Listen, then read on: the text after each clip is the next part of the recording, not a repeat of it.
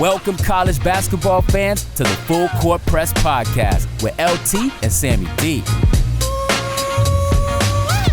This is the podcast that brings you legendary stories from college basketball's golden era and dives in deep with a current analysis of today's game. Get ready for the most energetic and entertaining college basketball podcast around. Let's get it.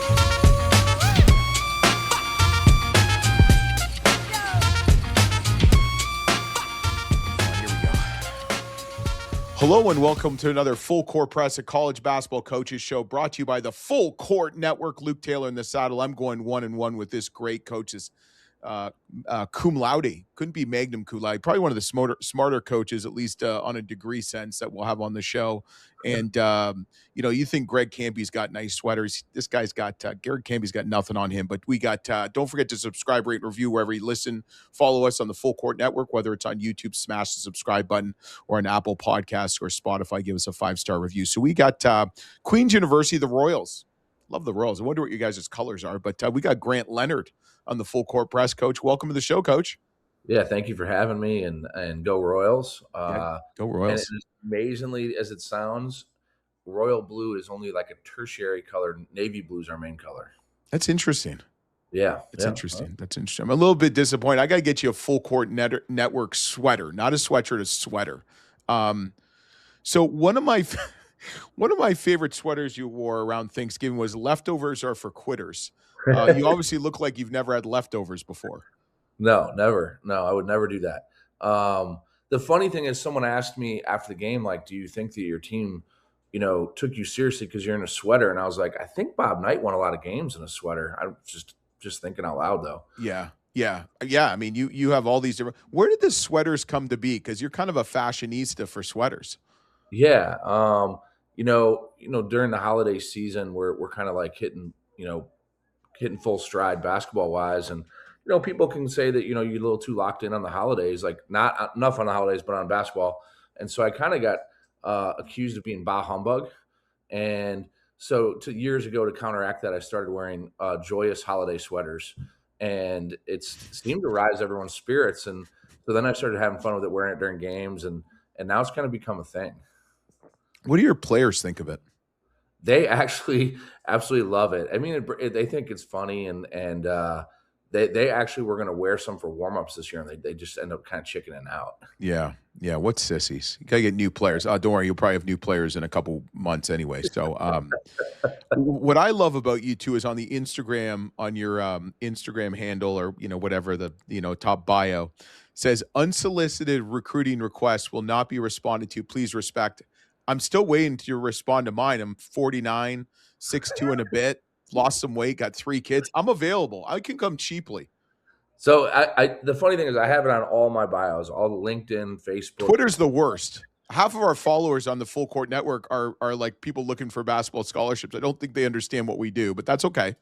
No, and so I get probably between 100 and 200 messages a day with people, will you watch my film? And it's not intrusive because I just ignore it, but yeah. I want them to understand that, that's not how it works. I'm not going to watch your film and offer you a scholarship. That's silly. Yeah. That's silly. I'll send you my film. It's not going to be basketball though. Oh, I mean, listen, I guess you can't fault them to a certain extent, but you don't have time in the day. It's just, I don't think people understand. I've had some pretty, Jerry McNamara was a pretty funny one. A woman sat by him, she kind of stalked him for a little bit. She did not know who he was, which is even, funnier, because if you watch basketball in 2000s college basketball, he's all over the place. And she's like, will you come look at my son? I'm like, he's in the wrong gym. If I'm going to look at your son, he's got to be in that gym. And it's, whatever. But so you're obviously doing pretty well. You were 20-15 last year, 11-7 the ASUN. You're 11-8. You're 6-0, 6-game winning streak. You really controlled the state of Florida, beat Florida Gulf Coast and then Stetson, played North Alabama on Wednesday, West Georgia on Saturday. I guess, what's the recipe? Why are you guys playing so well? That's a stupid question, actually. Why are you playing so well? But anyway. Well, if you look at the overall season, we're number one in the league in offense per Torvik or whatever, and Yep. I don't really care about that stuff. In league, we are second in the league in defensive rebound rate, second in the league in offensive rebound rate, first in turnover rate. That's what wins basketball games, controlling the possessions, and we're doing that at elite rate. We do make a lot of threes, and we do shoot it well, but we're middle of the pack of our league in 3-point shooting percentage.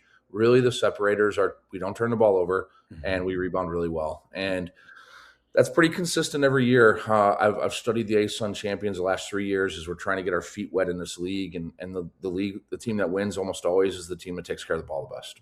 Mm-hmm. Yeah.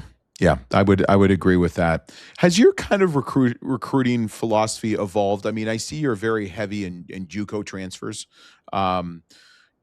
With everything going on with the transfer portal, NIL, I mean, I know it affects you differently than, let's say, North Carolina or North Carolina State, let's be honest. Has your kind of philosophy or your thought process and your coaching staffs changed, year to year? Is it pretty much, this is a recipe, this is what we want, and this is what we're going to do? The overall arching theme when we are Division II and Division I is we got to look at what our league is doing.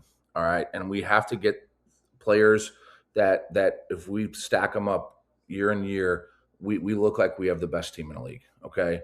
So now that looks different Division I from Division II. It just does. The positional size is very different. I think we're starting to get there in Division I. It takes time. It doesn't just happen overnight. You don't just gut your team. And so I always say this, each year, different pools are over-recruited. Right now, the portal is so over-recruited. I mean, when I say that, like a kid goes in a portal, he has 30 messages within 10 minutes. It's insane. So we've been able to go back to the high school routes and get really talented players in high school, like kids that are above our league talented. And junior college still has some of that too, because it's kind of being under-recruited because of the portal. Yeah. And so what we always try and do is find a pool that's kind of undervalued and hit that pretty hard. And we've done that for many, many years. Yeah. And we find players that are undervalued and we work with them and develop them. Yeah. Well, one kid I really liked, we're big. We've had multiple, we've even had the AD of McNeese State on the show. Nasir Mann, leading scorer, 14.3 points per game, 5.8 rebounds per game. I think he averaged about 6 something a game at McNeese last year. 2 years ago. 2 years ago. Yeah, because he's that's right. Sorry. Excuse me. You got some retention. I like that you got retention too, which is obviously a positive for you and your staff building culture. Did you ever, I mean, you saw what Will Wade did with that team. Did you ever think he'd be leading scorer? And I mean, I really feel like he's scratching the surface. I mean, I think he just seen him in past years and obviously recently with some of your games, I feel like he has another level to get to still. Yeah, and I'm going to give a lot of credit to Nas, and he has done an unbelievable job. Last year, he was a good player for us. Yep. He was like our 6th, 7th man off the bench, but really productive at times, but a little inconsistent. Well, the game mentally has really slowed down for him. Good. And now it's to the point to where we could run action for him. He guards the other team's best perimeter defender or offensive player quite often. He's leading us in multiple categories, obviously points and rebounds, but he just makes the right play. And he's really done a great job studying film and just figuring out what his strengths are and playing to his strengths. And I give kids credit like that part of development is not us. That was him, allowing the game to slow down and really, really taking his time with things. It's been unique. I've never seen a kid do it from one year where he really wasn't doing those things, and now he's making the right play almost every play. But can you imagine if he would have transferred somewhere else? Wouldn't happen. I promise you, and I say this to all kids all the time. I am all for kids' rights to be in the portal. I am all for their ability to transfer. But when you stay with a coaching staff from one year to the next, I have learned how to coach you, and you have learned how to function in our system. And now you can spend that 7 months before the next game really practicing on how to get to your spots in that system. And then I can game plan how to get you to your spots more. And we can all develop around you. If you leave, you got to learn a whole new system. Coach has to learn how to coach you. You got to hit the reset button. Now, sometimes you need to leave because it's a bad fit. And sometimes you far outperformed your value and you're going to make life-changing money. You got to go. Other than that, stick it out and figure it out. Chaz Lanier is one of them, right? Unbelievable guy. Like man, you got to understand, the year before in our league, he was just an average player. Mm-hmm. And then he went to the best player in the league, and then he went to, and then that's when he's ready to go to Tennessee. Chaz is a great player, by the way. Yep. Well, he probably left at the right time because Coach Driscoll's now freezing his ass off in Kansas State. So that's interesting. I keep telling my wife, the grass is not always greener. 20 years later, she's still here. The grass is greener where you water it. I mean, that is just flat out the truth. Like, look, you could change yards, but if you're not watering, your grass doesn't matter. So sometimes you're not right for the culture or the environment, but like for the most part, like let's get comfortable together. I always see kids take a huge jump from their first year, second year. Absolutely. Always. So like, let's just water it here and keep getting better. Yeah. And I think that's, you look at talk about Tennessee, like Dalton Knecht did really well at UNC Northern Colorado with Coach Smiley, and he's had multiple kids that he's gotten for a year or two and then gone. But I feel like Dalton Knecht, if he didn't stay as long as he did, he wouldn't have had that success at Tennessee and then been a first-round draft pick. So what I'm kind of seeing from originally when the transfer portal first became prevalent, it was a shit show. I mean, let's be honest. Everybody was going to jump in because we're all going to do it. But then you're hearing stories, which you didn't hear enough, and we really pumped it because it meant something, was how many kids actually transferred down or didn't have a home. And, you don't just get great all of a sudden. You got to put the time in. So you obviously, we don't need to talk much. You probably really like that they're pushing the transfer portal back a couple weeks. Yeah, because honestly, and this sounds crazy, as a coach, we don't get a lot of time off anymore. And your season ends, okay, let's just say you don't go to the NCAA tournament, or you do. We went to the CBI last year, but you played that.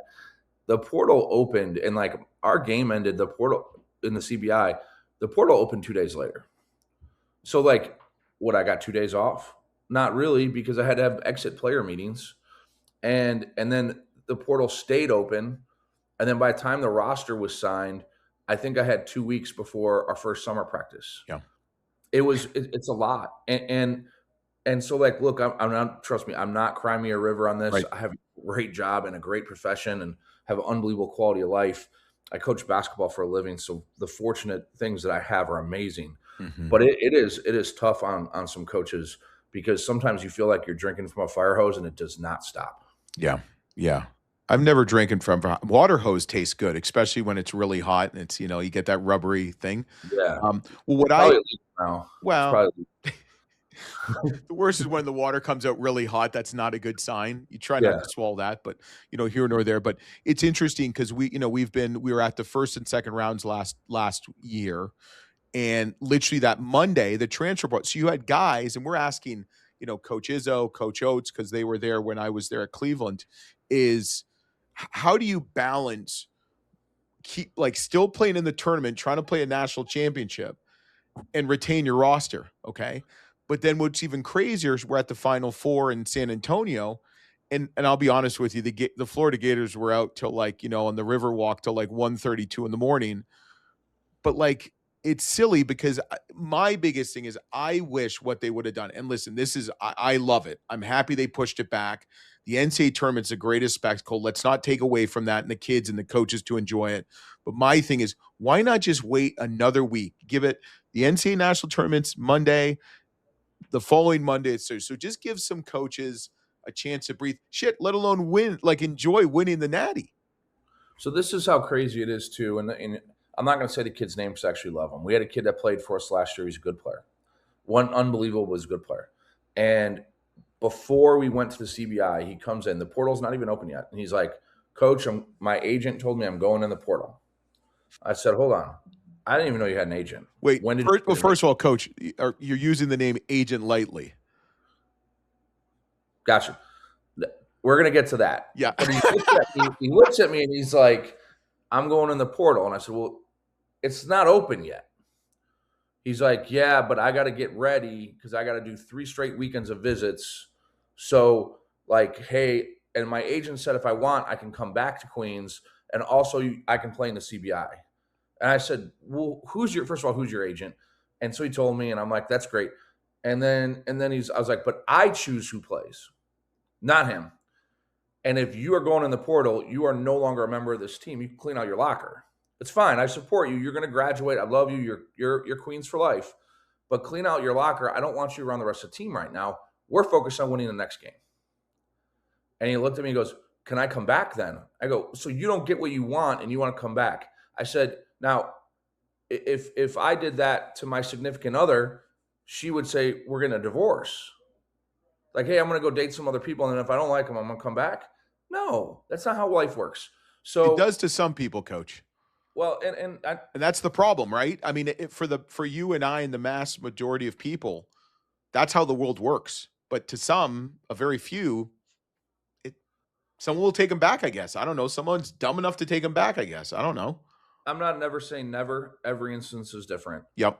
But my point is, that's unbelievable that I didn't even know he had an agent, and that agent literally advised him that. Oh, you can go in now. It's not open. Tell everyone now so you can build up momentum, and then if you want, you can come back, and then also he has to play you in that game. No, I don't. And so I with every kid in our program, I always tell them, you don't have to do things behind our back. If you want to go in the portal, we'll all sit down after season. I'll support you. If you have far outperformed your value and we can no longer afford you, I will actually run your recruitment and make sure you get what you want. That's awesome. Like, as far as like making sure you get the role you want, Yep. the value of money you want, all of that, I will actually tell coaches no, like, so you're not bombarded, and I will field phone calls and make sure you get what you want. And we've done that for multiple kids. But let's just do this the right way. Don't sneak behind our backs. You don't have to do that. Wow. That's pretty impressive. I've honestly thought about being an agent just so I can charge them like 10%, not 30. Amazing. And teach these kids. Because, I played and coached a while back, but like, what are we teaching these kids, right? Because if we keep allowing people that have no credentials or background to control the show, they're ruining these kids. Now, listen, we've had 150 probably Division I head coaches on our show the last years, not bragging. I have yet to have one coach, and I've hung out with them. I've drinking beers with coaches. I've spent time with them. I talk to them. Whatever. They text me, whatever we talk. Not one coach has ever complained about a kid trying to better themselves. Not one. Not one. Not one. Never. Not one. I can't name you one coach that has said that. Okay. The biggest thing, and I love Coach Frank Martin for saying, like, what are we teaching these kids? Because, and also too, when you want to come back and you played 1 year here, 1 year here, where do you take your kids to? Yeah. When you have kids and you want to show them your alma mater, like, who are you loyal to? Like, where did I, Play or whatever. Right. Absolutely. Yeah. There's none of that. And then also, like, the thing that also gets, like, when you go somewhere for 3 or 4 years and you graduate, that school is a network that helps you open doors to get jobs, where you network through those people. Well, if you jump around every year, that's gone. Yeah. But and that's a huge deal. Like, our Queens graduates, when they graduate and they're done playing basketball, man, they get unbelievable jobs. But not if you're a renegade and you're bouncing around. Yeah. And I think every school is like that. Basketball is an unbelievable fraternity to open doors for you. Yeah. You got to do it right. You can't change fraternities every year. That's not how it works. I have no problem with kids having rights. It's just the people advising them aren't doing it right. And I'll say this, like, in America, if you play in the NBA, you pay 3% of your money to an agent and 1% to a money manager. So that's 4%. That comes out of your money. Okay. If you go to Europe, it's 10%. Coach, you might go to Europe. You might never get a paycheck. Have friends that did that. Maybe. I agree with that, but not if you go to the right places. But, Right. But you go and you pay 10%, but your club pays the agent fee, so it doesn't come out of your money. Never knew that. If you're going to charge 25%, that's the going rate for endorsement deals. So if I sign with Nike, the agent gets 25%. You don't get 25% of their revenue sharing or their NIL like from the school. That's not how this works. I will never do that for a kid. I've actually told agents, if you're charging more than 10%, I'm not paying that. All right. I'm not. I dropped my fee. I'm down to 9.9. There you go. But that's real, Yeah. and I just don't know how people can justify Well, 2025. but then the people get all excited. Oh, he got $1 million. Okay, but he paid the agent 25. Then he has to pay a person named Uncle Sam some more money. So that $1 million. And you're supposed to do this. I don't know that every school does it, but Yeah. we actually sit them down with a money manager. Okay, Good. we make them start an LLC, so that they can write off expenses because they're an independent contractor, and we actually get them a tax accountant. This is really important. Like I am really scared for the first time we see a kid being hauled away in handcuffs because he didn't pay his taxes. I'm crazy worried about that situation. Mm-hmm. It would look awful on the school. Yeah. Didn't even think of it like that. Let's go to the hardwood. Okay, you got 5 players. Let's not talk about doom and gloom anymore. You talked about handcuffs and agents. What are we going to talk about next? So you got 5 players in double digits. You got another one. Your 6th leading scorer is 9.4. Another guy in the high 8s. What is the recruiting pitch or the advantage of playing at Queens for you and your coaching staff when you get a chance to score that many in a game? Well, and in our pitch is always like, first of all, everyone says they play fast. Not everyone's telling you the truth though, like because you can only have so many teams that play fast. We actually do play fast, and we move the ball up and down the floor. The biggest thing last year, we were top 30 in the country in assist rate. So, and our thing is we share the ball, we take good shots, but we definitely get players to play to their strengths. If we get a great shot in 4 seconds, we're going to take it, and guys really enjoy the freedom we play with. It's hard at first because you have to make choices. You have to make the right reads. But once you do that, you just learn that the ball pops and everyone shares it, and the guys really enjoy playing together. Yeah. Yeah. It's a ton of fun in that system. And we've had 8 different leading scorers this year. Jeez. And for us, like our guys really relish in that. Like, hey man, they're just going to make the right read. And if the defense decides to take one guy away that game, we're going to let it happen. Yeah. And the next guy's going to go. Yeah. So you look at, but before we go to the shot clock and we have some more fun, so you look at like the ASUN standings, okay? And there's quite a few teams that have more losses than wins, and a lot of it's because of non-conference scheduling and having to play, money games and stuff like that for budgeting. How good is the ASUN this year? That's a good question. Honestly, our first year in the league, it was special. Liberty and Kennesaw were lights out. Yeah. Since those two have left the league, and so has Jacksonville State, the league has become more balanced. It's still good, but it's not as top heavy. But the one thing that is unbelievable every year for this is the 3rd year in a row, I think we're number 1 in the country as a league in offensive efficiency. Wow. And because we have so many guys that shoot it, it's amazing. We're shooting 35, 36% from 3, and we're making like 11 or 12 a game in league, and we're 5th or 6th in the league in shooting. So now we're number 1 at the league at finishing at the rim.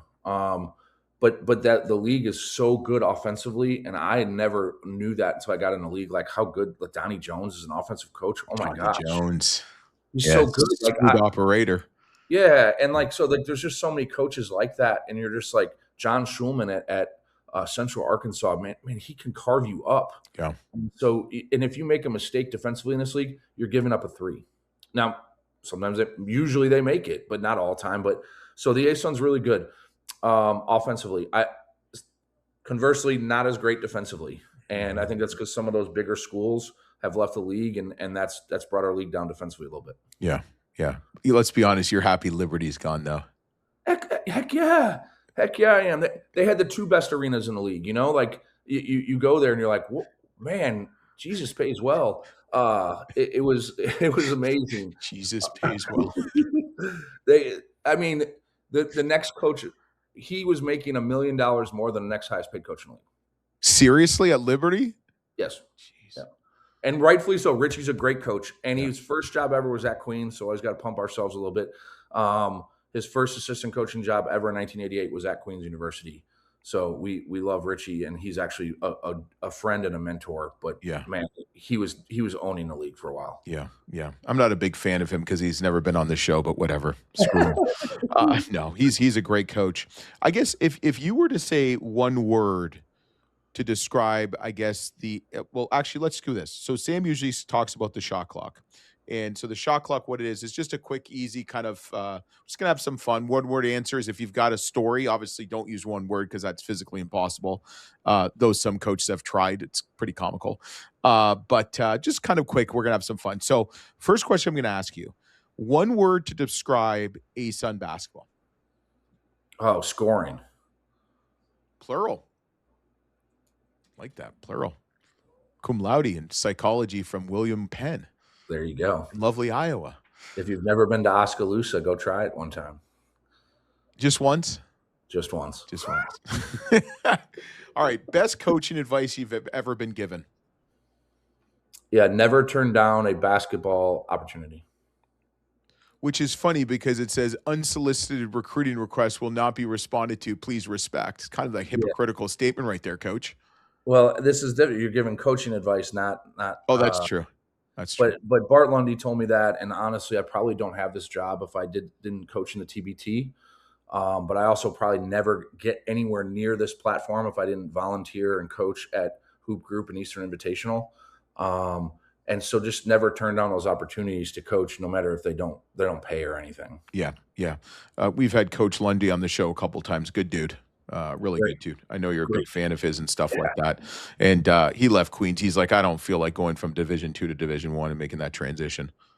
I think he said that. I don't know if he said that or not. Maybe I'm making it up. I like to make things up. Yeah, I mean, he was obviously unbelievable to me, but he's a great coach, and he had 3 straight 21 seasons. But Milwaukee was just built already, like resource-wise, to win. And Queens still had a lot of work to do, especially going to that transition. So I get it. Yeah. I'm making that up. I don't think he said that. I better text him and apologize pretty quickly. Who would you say leads the team for personal fouls average for Queens? Who do you think it is? Oh, it's Avante Parker. How many? I mean, he's in foul trouble every game, so he's got to be about 3.8 to 4 a game. Damn, 3.7, Coach. There we go. It had to be right there. Would you say that he agrees with all the fouls being called? Because I always love the guys that say, I didn't foul him. Like, dude, you took his arm off. No, I would say he doesn't always agree, but he's a little better than some. We have a freshman on our team who's really good, Jordan Watford, who never agrees. And I look at him all the time. The refs really like it when I say it too, like, you fouled him. Like, that's a foul. Yeah. And he was like, are you serious? I'm like, that's a foul. He had to call it. Yeah. Yeah. Yeah. I like that with, I coach my boys, and it's just like, the kid will look at me like someone like murdered their dog, and it's like, dude, you fouled him. Yeah. No, really. I'm like, yeah, the kid's bleeding and crying on the sideline. You fouled him. He ran into me, Coach. No. You fouled him. Okay. So give me your funniest recruiting story. Oh, all right. So this is when I was an assistant for a long time. So I had a kid teed up for my boss. Now part of this is on me. Okay. And the kid was really good. He's from New Jersey, and he didn't have any offers, none. 6'8", really athletic kid. And so my boss asked me, he's like, "Hey, Grant, how big is his body?" I was like, "He's skinny, Coach, but he's going to develop. He's got big shoulders. He'll develop." Okay. Well, how does he shoot it? I was like, "Coach, he doesn't shoot it. No, you don't want him to shoot it." Okay. How's his post moves? Coach, they're just okay. They're just okay. He's like, "Grant, we just got to get better players than that, I'm sorry." Like, yeah, and it was Kenneth Fareed. So he ended up being pretty good, and he prepped and then ended up going to Morehead State and ended up being an All-American, and then obviously an Olympian and an All-Star. So, yeah, we missed on that one. But a lot of that is how you walk in your office and you tell your boss, I know he has these flaws, but his carry trait, like what he does is his motor. His rebounding is unbelievable. It's just nonstop. It's eye-popping, Coach. I didn't have enough confidence then as a 26-year-old assistant to say that. Yeah. There's been multiple times since then that I have closed the door and said, this kid does these 3 things. I know he doesn't do these. It's a no-brainer. You have to take him, and we take him, and then he ends up being phenomenal. but you got to be convicted with a kid. You can't have hesitation or your boss won't do it. Yeah. Yeah. I think that's the biggest thing. I remember, I don't know how well you know Coach Steve Lutz. I mean, he found Zach Edey, Yeah. Zach Edey, I think was like maybe a top 500 recruit. No, not at all. And he was a string bean. Yeah. It's like Frank Kaminsky and guys like that. Like Frank Kaminsky, Wisconsin Badgers, man. He was a freaking ball player. Yeah, and he wasn't anywhere on anyone's radar. He didn't have another high major offer. I think he had like Miami of Ohio and hey man, they're top 25 right now. Don't they're hooping right now. Steel, man. They weren't 10. I know. But you understand what I'm saying? Like he had Ball State or something like that. Like nobody else wanted him. Yeah. And you wonder if like a guy like Frank Kaminsky or Zach Edey, and I know Mike Bibby has said this to me. He's like, if the transfer portal and NIL was prevalent, he's like, I don't know if I would have been as good. Just because of the thing. And you got to wonder, like a Frank Kaminsky, would he have been as good if he didn't have the, multiple years at Wisconsin developing and stuff like that? I don't know. Yeah, because you can always, instead of worrying about developing guys 10 through 15, you can just recruit over them. Yep. And that wasn't the case back then. So it's tough, but there still are programs that develop. There definitely are. And I think it's super important. Yep, absolutely. So if you were a candle scent, what candle scent would you be? Oh, I got one right here. God, it's amazing. It's like we're watching what was that movie? But warm apple pie. I mean, come on, who does not like the smell of warm apple pie? Okay. And that's the movie American Pie, right? Like, yeah, it's right there. I've got like 5 of them there. Okay. So they're doing a Hollywood movie about your life. Okay. Who would play you? What would the title be? And what would be the theme song? Wow. That's a lot of questions. I mean, I think obviously like I think Ed Norton would play me. I can see that. Or John Cusack, one or the other. Depends. Are we going dark or are we going comedic? You tell me. Yeah. What do you want it to be? It's your life. Yeah. It's your movie. I think we're going comedic, we're going John Cusack. If we're going dark, it's Ed Norton. The song, man, that's fun. That's a great one. Man. So I will tell you, we asked Coach Jones. We've had Donnie Jones on the show a couple times. It's been a while, but great dude, like we said. And I said, what's the song that best described you? He said, Smooth Operator by Sade. And we almost we're like, damn, Donnie. That's a great response. Almost like he had that one ready. Yeah. But I was definitely not ready for this one. And I'm trying to just think of a good one. And I just don't have it. Like I wish I could say that there's a song that describes me. If I did, I'd probably play it all the time. Yeah. But I think we're going to go John Cusack and comedic. What about the title of the movie? Yeah. We're gonna go back to the William Penn roots and just call it Oski Lives, Oskaloosa. And just think about this. So like, there's not a lot of kids who played NAIA basketball at William Penn University that get an opportunity to coach Division I, and I'm just so thankful of that. And the roots that Jay Billis, who lives right down the road in Charlotte, is like.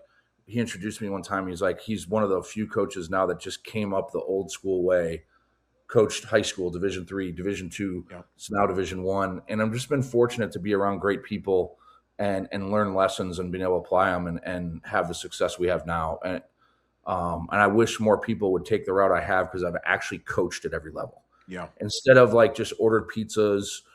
And there's nothing wrong with that. Like, trust me, those operations people do an unbelievable job. We have an unbelievable one here, but I actually got to learn by making mistakes, like yelling at the kid the wrong way and losing a kid, learning how overworking out a kid can actually hurt them and giving a kid too much confidence in an area he's not ready for yet. And then watching them take shots they shouldn't. Like, I got to learn all those lessons by coaching at lower levels and then going on the way up. Yeah. And we've had that with like Ross Hodge is a perfect one. He's a JUCO guy. Yeah. And I think every coach should have to coach in JUCO for at least a season, especially in this day and age of college basketball with how it works. That's JUCO basketball, man.